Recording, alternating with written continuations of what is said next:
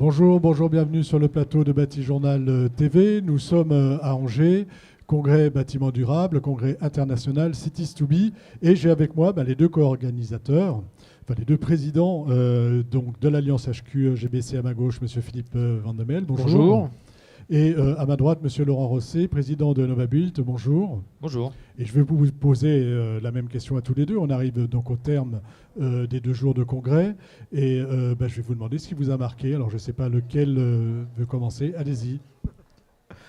Écoutez, je crois que c'était un beau succès. Hein.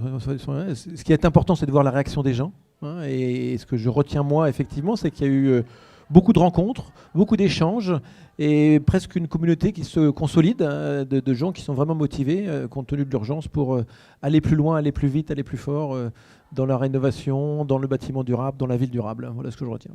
Voilà, donc un bouillonnement, beaucoup de monde, des gens qui viennent s'intéresser à ces problématiques-là. Moi, j'ai eu M. Pelletier, donc Philippe Pelletier, ici sur ce plateau, qui me disait, il y a 8 ans, on a commencé à 80, et aujourd'hui, on avait combien de personnes à peu près? 1700 inscrits. 1700 inscrits. Voilà, c'est pour donner un peu l'ampleur en fait de votre côté, Monsieur Rosset, qu'est-ce qui vous a marqué et puis après, on rentrera un petit peu plus dans le détail. Moi, ce qui me marque à cette heure, là, on est pas loin de conclure le congrès dans à peu près 1 heure, c'est que quand je me rappelle le cahier des charges qu'on s'était donné avec Philippe Vandemel, avec Alliance HQE, avec les équipes, avec Novabuild, on s'était dit il faut faire un congrès sur le bâtiment durable, mais il faut vraiment aller chercher les gens au cœur. Il faut vraiment aller les chercher dans des zones peut-être des fois d'inconfort pour vraiment passer à l'action. Et notamment quand on a conçu les 3 plénières, on en avait 2 qui étaient quand même assez décalés par rapport à ce qu'on entend, ce qu'on voit généralement dans nos réseaux, dans le bâtiment, où on est un peu dans l'entre-soi de la technique, de l'architecture, de l'urbanisme. Là, on a commencé par une plénière qui était quand même assez forte, je pense, de sens, qui consistait à dire le développement durable ne suffit plus.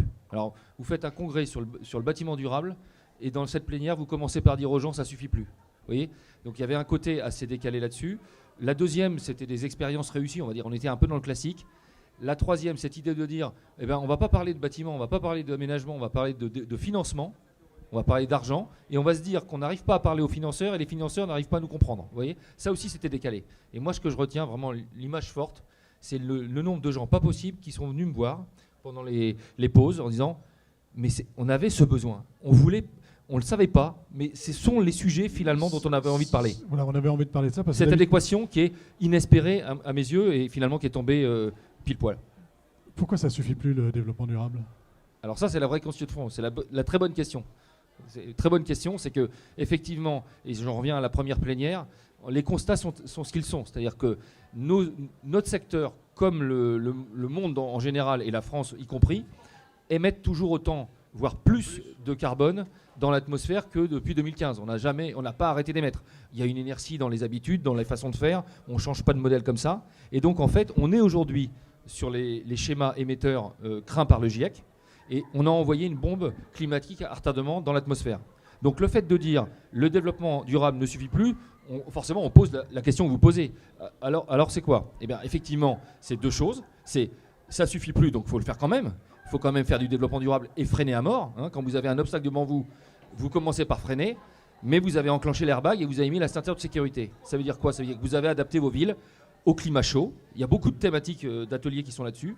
Vous savez comment votre ville va pouvoir réagir et vous la construisez d'ores et déjà pour qu'elle ait ce qu'on appelle de la résilience. Parce qu'aujourd'hui, on sait, les schémas d'évolution du climat, avec ce qu'on a déjà envoyé, même si on a arrêté d'émettre demain, tout le monde reste chez soi, on arrête tout, ce qui est impossible, eh bien, on aura une élévation de température dans nos villes, et notamment dans des quartiers denses, où on n'a pas fait attention à ça.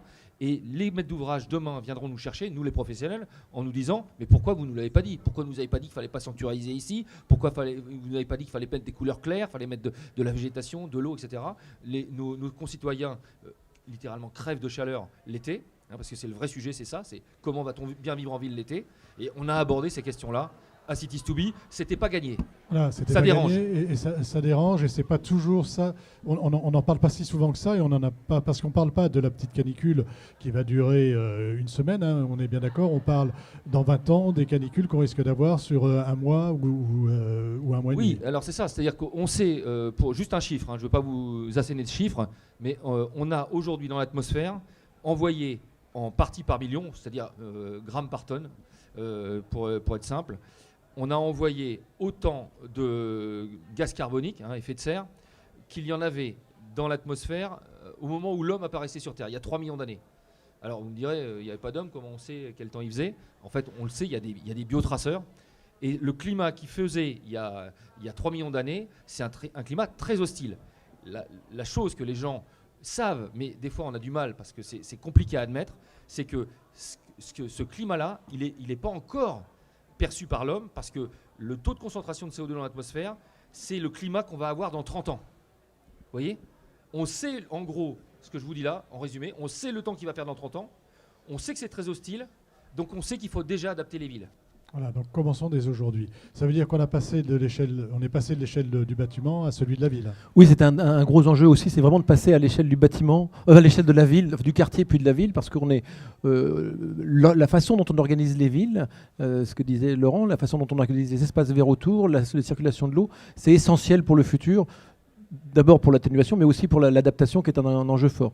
Et ce qui était assez impressionnant ici, c'est qu'il y a effectivement des gens de tous les réseaux. C'est-à-dire qu'il y avait les réseaux d'HQE, les réseaux de Novabuild, mais aussi les réseaux de l'ADEME, les réseaux du plan bâtiment de Philippe Pétier, mais aussi les réseaux internationaux, qui étaient importants, parce qu'on a fait venir aussi beaucoup d'internationaux pour justement échanger sur le sujet. Et notamment, il y a eu pas mal d'ateliers sur les climats chauds.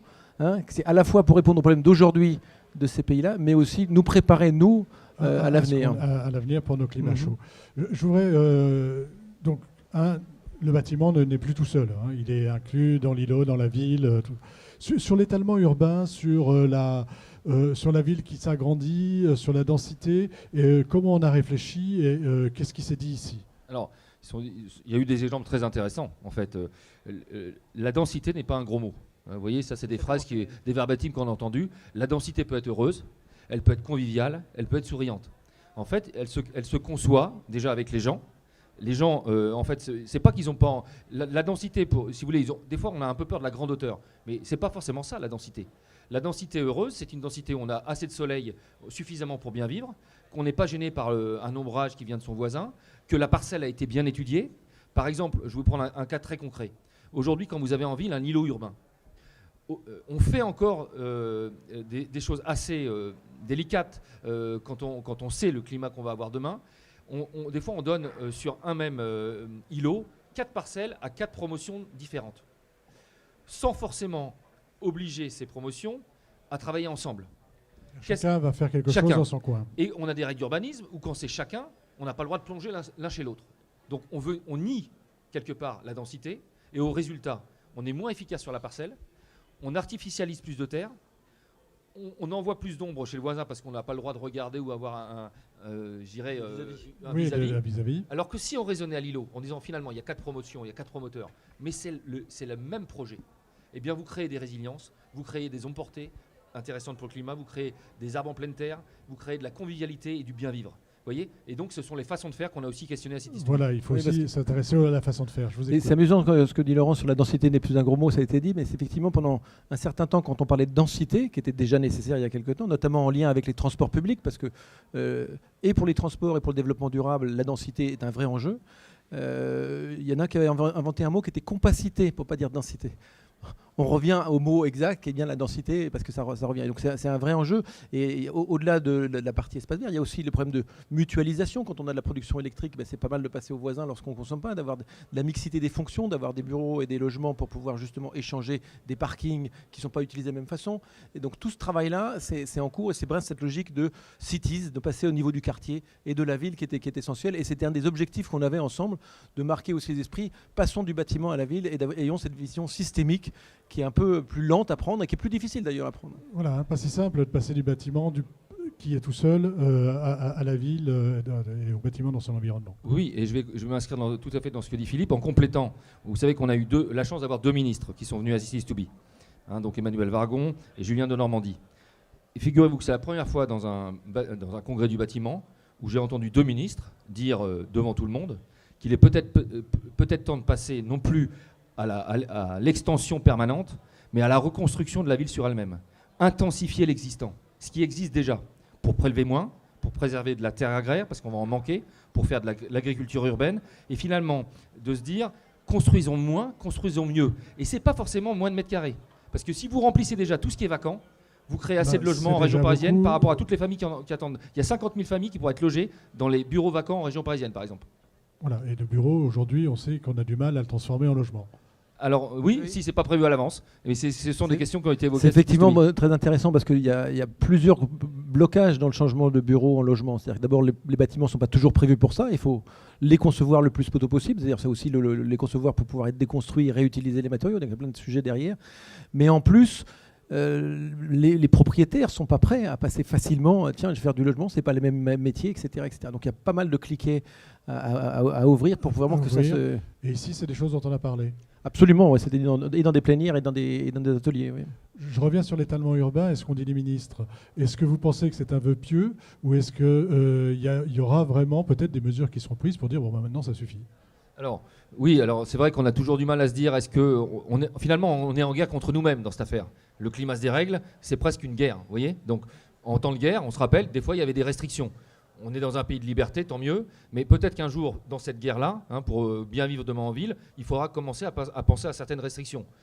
On n'y est pas encore, mais le monde évolue par rapport à ça. Et justement, si on regarde l'étalement, les ministres qui étaient présents avec nous hier ont très largement exprimé des liens qui existent très ténus entre le fait que l'étalement urbain, au-delà de provoquer une artificialisation des terres, ce qui est mauvais par rapport au fait qu'on détruit des zones où on pourra peut-être manquer de nourriture pour plus tard, ça crée aussi des déplacements, on va dire, obligatoires pour aller travailler. Il y a une sorte de... on centralise le travail en ville au lieu de faire quelque part un éclatement. Et je pense qu'il y a des mots qui ont été assez intéressants, qui ont été prononcés, c'est de dire peut-être qu'il faut passer non plus du macrosystème qui concentre tout. Il y a des villes, les grandes métropoles, comme Nantes, comme Bordeaux, Paris bien entendu, concentrent tellement de choses qu'elles concentrent des transports, il y a une congestion terrible.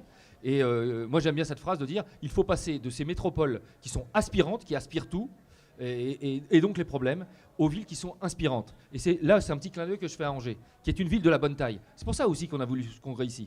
On est une ville qui a encore élu la ville où il fait bon vivre, magazine de l'Express d'hier. Et ça tombe pas du ciel, c'est parce que c'est encore une ville où il y a beaucoup d'espaces verts, c'est la ville où il y a le plus d'espaces verts par habitant, et elle n'a pas tout aspiré. Il y a d'autres villes secondaires qui vivent autour, et voilà, c'est peut-être ça l'avenir. L'avenir, c'est ça. Des systèmes plus résilients et moins dans le gigantisme. Ce qui va aussi dans le sens de la revitalisation des centres-villes Bien sûr, et autres. De tous les centres-villes. De tous les centres-villes. Et de la ruralité aussi. Et puis je crois qu'il y a un phénomène important qui s'est passé au colloque, c'est aussi l'exemplarité. Erwan Devès disait qu'il y a beaucoup de choses qui se déploient par l'exemplarité. Et effectivement, les exemples ont permis de remotiver et d'aller poursuivre l'exemplarité parce qu'on a un vrai sujet de compréhension des autres interlocuteurs. Alors on parlait des banquiers, mais aussi tout simplement l'ensemble de la population. Comment on arrive à expliquer, comment on arrive à faire partager que notamment la densité n'est pas contraire, que l'étalement urbain est très mauvais. Et effectivement, Laurent le disait, l'étalement urbain, si on gagne dans les bâtiments ce qu'on perd en transport, en termes de gaz carbonique et d'énergie, ça ne sert à rien. Alors, il y a le confort de vie, etc. Mais, donc on doit vraiment travailler sur tout ça. Et voilà, je pense que les gens sont partis et l'idée de l'exemplarité se poursuivra et se déploiera et se multipliera. D'accord. Écoutez, merci. Simplement, l'année prochaine, on sait déjà où on sera ou pas? Ou c'est une mauvaise question? Alors, la question peut être posée. On a eu la chance aussi d'avoir, au-delà des ministres, on a eu le président d'Angers-Loire Métropole, Christophe Béchu, qui nous a rendu visite à la dernière plénière sur la question du financement. Et un peu comme un clin d'œil, mais le connaissant, ce n'est pas qu'un clin d'œil. Et ayant entendu aussi les bruits de couloir, comme quoi la réussite était là, tous nos collègues nous ont dit ce que vous avez fait avec HQE, avec Novabis, c'est quand même extraordinaire. On a passé un cap. Et le maire disait, je vous donne rendez-vous, non pas, c'est pas la dernière plénière, à la prochaine plénière de la prochaine session. Alors, on se prend à rêver, on ne sait pas, a-t-on créé une dynamique ici? Peut-être. Et peut-être que dans 1 an, dans 2 ans, peut-être plus, on aurait l'audace de se dire, allez, on fait la deuxième édition. Ça marche. Oui, je partage l'analyse, ce qui est certain. Alors, on va peut-être faire un débrief quand même avant de se décider trop rapidement, mais ce qui est important. Ce qui est important.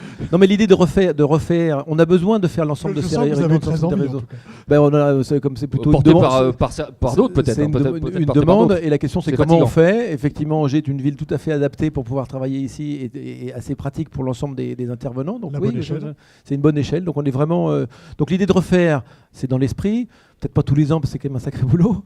Et puis ici, moi ça me plairait bien, mais il faut aussi partager avec les autres partenaires. Le lieu en plus est très très sympa. Ce centre des congrès qui est vraiment un exemple de résilience et de préservation carbone, puisque c'est un bâtiment qui était désuet, qui était un peu hors norme, Voilà, qui a été on l'a refait. pas détruit. On a calculé, c'est environ 3 fois moins d'émissions de carbone d'avoir fait ce bâtiment sur lui-même et on lui a donné un coup de jeunesse plutôt que de l'avoir cassé en deux et d'en avoir fait un autre ailleurs. Vous voyez, donc à la fois il est exemplaire et puis il est assez atypique. Tous les gens nous ont dit d'habitude dans les centres des congrès on ne voit pas la lumière.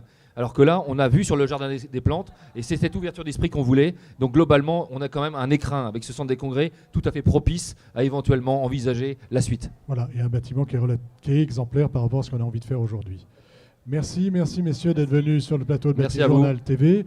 Merci à toutes nos équipes aussi. Oui, merci aux équipes, merci Anne-Sophie et Pierre-Yves, mais ils ne sont pas là. Tiens. Voilà, donc on remercie les équipes Novabuild, les équipes HQE, il y a aussi les équipes Atlambois, et puis moi je vais remercier l'équipe ici, Géraldine, Oriane et Nicolas. Merci, toujours du bon boulot, j'ai rien à dire, c'est parfait. Merci beaucoup. Une émission à retrouver sur Bâti Journal TV et sur le site de notre partenaire, Cities2B.